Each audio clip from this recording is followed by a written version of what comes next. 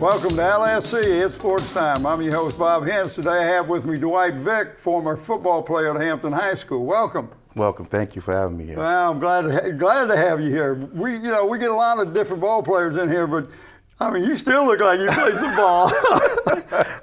But you grew up in Hampton playing rec ball. And you played with the Aberdeen team, what was called what? Aberdeen Raiders.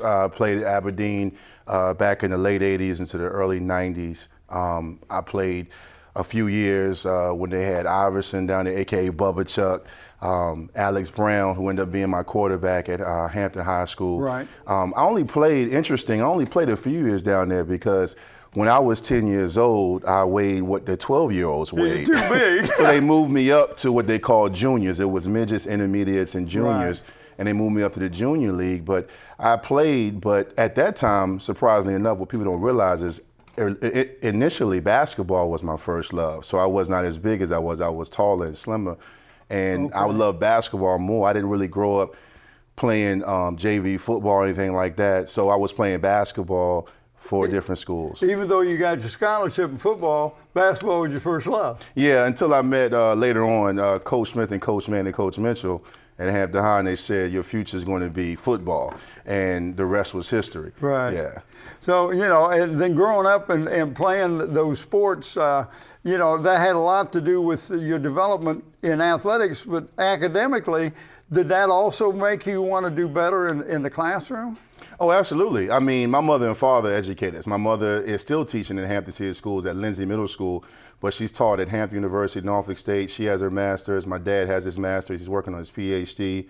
So education was big. And then when you start to realize when you get to high school that you're going to, have an opportunity to play Division I ball, you start to realize that you got to take care of your business on the field and off the field in the classroom. So it began to hit home really in 8th grade, and in 9th grade it was strictly business in the classroom. Okay. Well, let's see, and you had parents that was a major focus in their lives. Mm-hmm. Now, you went to Eaton Middle School, and you played JV?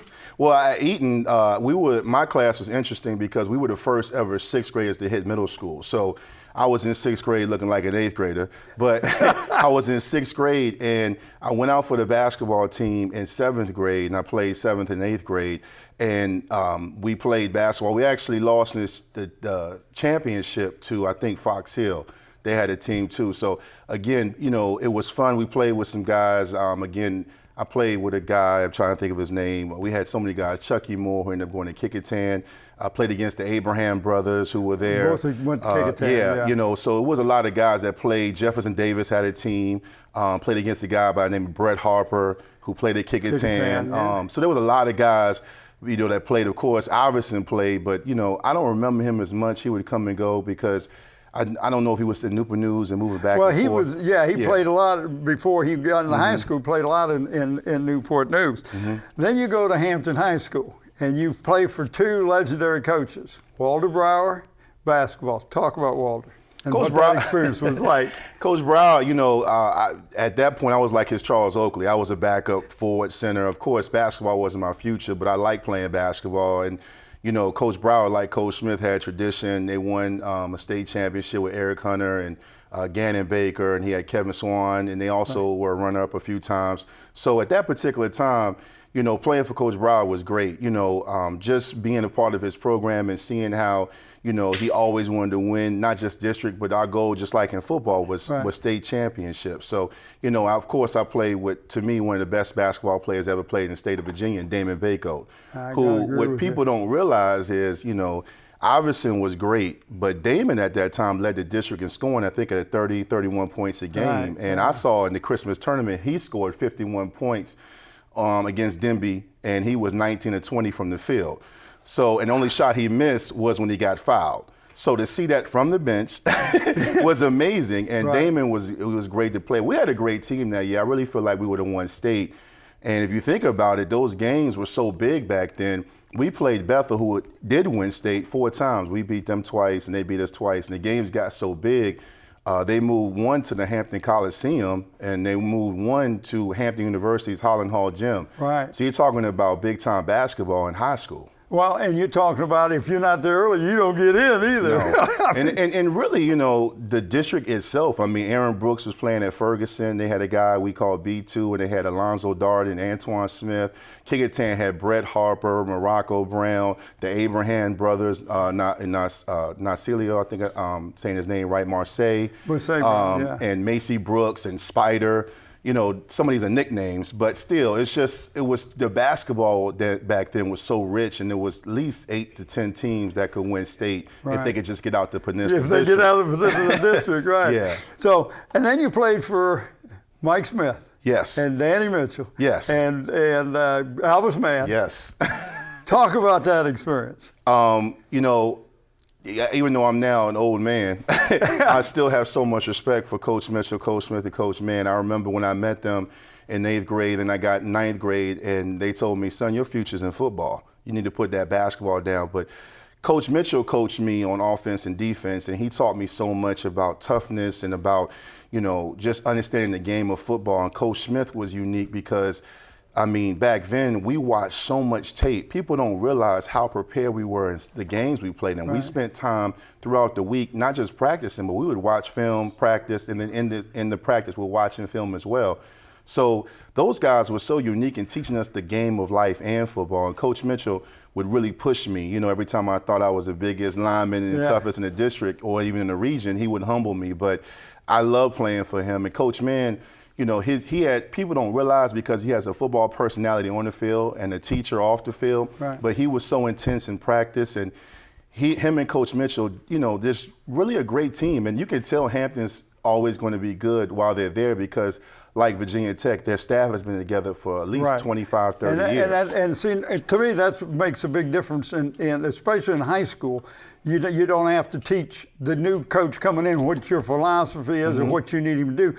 These guys know. Yes. And that's one reason Phoebus High School became so good at the end now is because their staff is the same almost. Yeah, absolutely. And Coach Mann and Coach Mitchell and Coach Smith, and there were other coaches, Coach Gumpton, Coach Gilliam, because guys that played for Coach Smith in the 80s and late 70s would come back and coach us as assistants.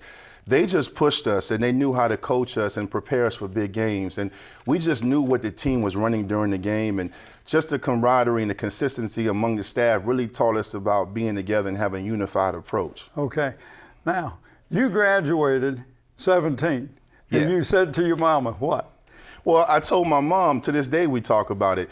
I leave Hampton High and graduate. Then all of a sudden there's a guy who I knew about. I heard about him when he was in rec league. A guy by the name of Ronald Curry comes on the scene, and they win umpteen state championships in football and basketball. Now, my first part of my freshman year, I'm at Tech, and I'm 17, while most guys were 18 and 19. I'm thinking to myself, man, I would have loved to play with Ronald. And then I get to Virginia Tech, and after my fifth year at Tech, my redshirt senior year, there's a guy who I'm related to by the name of Michael Vick who comes on the scene, who's a red shirt, and then I graduate, and they go to the national championship game. So I always felt like, you know, maybe I could have. Mama could have held you back a year. She could have done it. I mean, you know, it would have helped. I mean, I would have had some jewelry, you know. All right, then also talk about after we would televise a game, what you guys would do.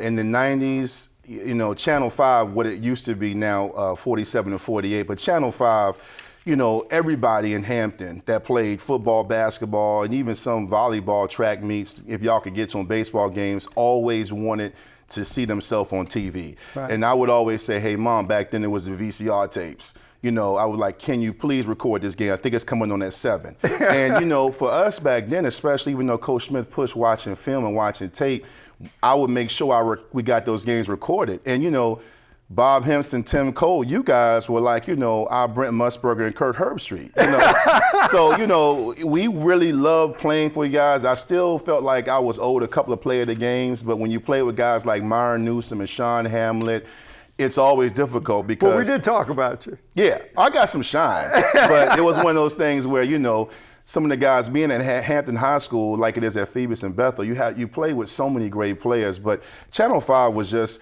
back then, I know it's evolved to 47 and 48 now, but those games, playing in front of so many big crowds and watching those games and having them videotape and being able to see yourself on TV, going against Kickingham and even other teams from other parts of the region was just so exciting. It was just, you felt like you were part of something special. Right.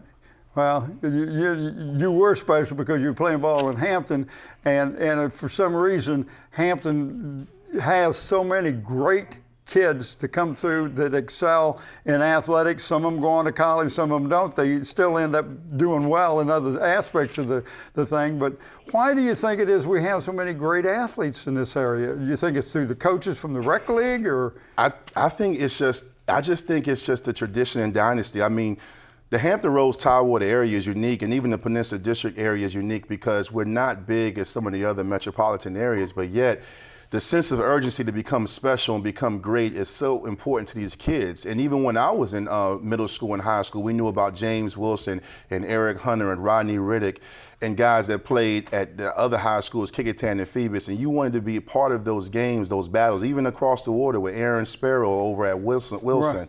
We wanted to be part of that, and now it's just become a situation where you've seen Tyrod Taylor, my cousin Mike and Marcus Vick, and Taj Boyd, and the names go on and on. It's just basically, I mean, you think about it, I remember when I was little hearing about Ron Springs and Lawrence Taylor playing at Lafayette and Mel Gray. Right. You're talking about 3 NFL superstars at one high school. One high school, yeah. It's amazing, and I just think, I don't know if it's something in the water, I don't know if it's because this area of sports is so ingrained in us, but it's special. And I know at Hampton High, I mean, I played with some guys like Alonzo Cherry, Lloyd Tucker, I mentioned Sean Hamlet, Myron Newsom, who in my opinion was the best football player I ever played with.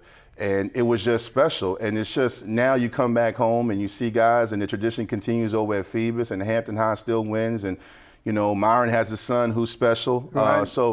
It's just really a big tradition, and we're similar to Texas and California and Florida, but yet we're much smaller. It's amazing. Well, and that's what people have said. We're talking Tidewater area, not the whole state of Virginia, as opposed to these other states. Talk a little bit about the influence of Tech from Hampton. Well, when you were up there, there's a lot. You weren't the only Hampton ball player up there. No, I wasn't. It was interesting too because in the '90s, UVA was probably the better program. Tech was on the rise, but UVA was a premier program, and I liked UVA. I was recruited by Coach Tom O'Brien, George Welsh. Coach Welsh was at UVA at the time, and I liked UVA, but at the same time, Virginia Tech was just saying all the right things. I was being recruited by Florida. I had tons of offers. I was being recruited since I was in 10th grade, but when I visited Tech, it was something about it. It was far enough from Hampton, but close enough where I could come home. Right. And I got there, and Myron Newsom, who went to junior college along with Walter Ford, went to Kansas and Butler Junior College, and they came up there. And then a guy by the name of Shelly Ellison came up there, Tyrone Tynes, who played at Hampton High School. Next thing you know, we had 2 walk-ons and 4 scholarship players, including myself. All from Hampton. Yeah, and then you throw in, there was a guy by the name of Lawrence Lewis who played at Kickingham High School with Mike Williams, who were standout players for the Warriors. And then you throw in Antonio Banks and William Yarborough from Warwick. And you had a ton of Peninsula District guys there. And we brought that same, back then, we had just, I'm getting old now, we had just been switched from 804 to 757. So that's all we yelled when we got to campus was 757. Right. And, we represented it. Well, that's what they yell now. Yeah, it's big. 757. Absolutely. You got to recruit 757. Absolutely. You're going to be good.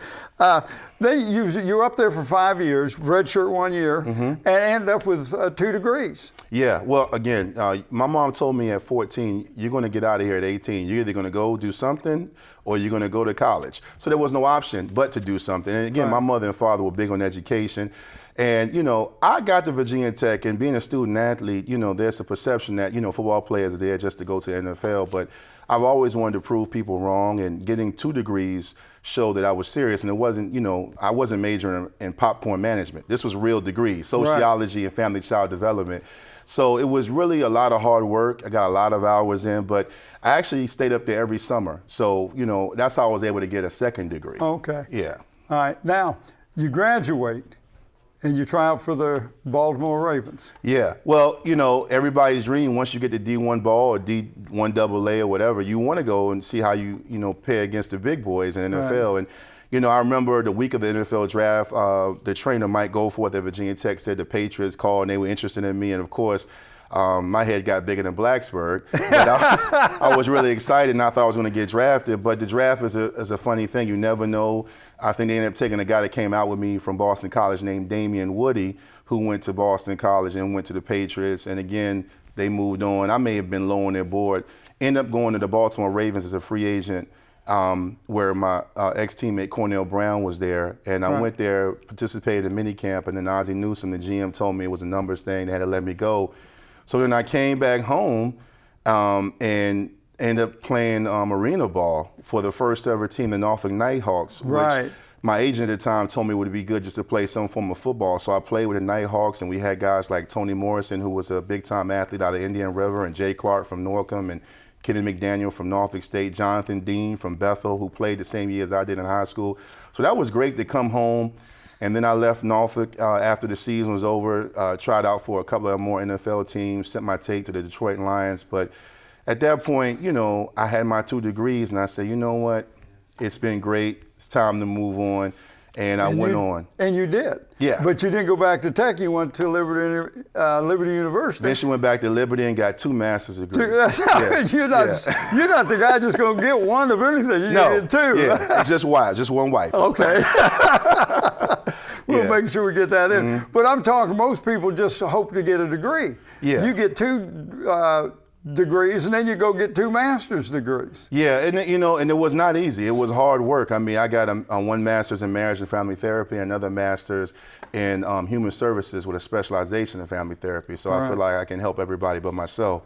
But at the end of the day, it was a lot of hard work. I mean, I had got over 100 and some credits, but I always felt like I wanted to be more than just a student athlete. I wanted to be more than a football player. I mean, I wanted to show people I can speak for myself, and also model for my kids I mentor and kids that play football and basketball, whatever sport, that you can be more than just a player. Right.